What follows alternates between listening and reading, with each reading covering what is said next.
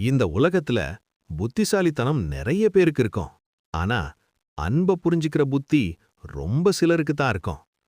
அரவிந்த் ஊருக்கே கிப்டிக்காரன். பேசினா சரியான பதில், முடிவெடுத்தா யாரும் மாற்ற முடியாத மனசு.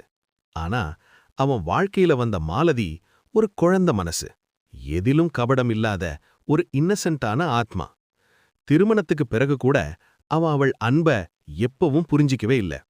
ஒரு நாள் அவள் சாப்பாடு பண்ணி காத்திருக்க, அவன் வேலை டென்ஷன்ல அவள கூட பார்க்காம வெளிய போனான். சாப்பிடாம போறீங்களா? அவள் மெதுவா கேட்டா.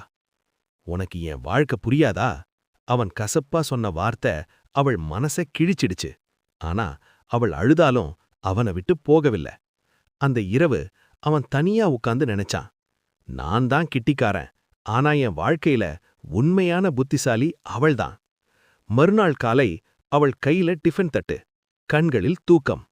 அவள் கைய பிடிச்சு சொன்னா, மன்னிச்சிடு மாலதி, நான் உன்னை புரிஞ்சிக்க ரொம்ப லேட் ஆயிடுச்சு. அவள் சிரிச்சா. அந்த சிரிப்பு தான் அவன் வாழ்க்கையோட புதிய ஆரம்பம்.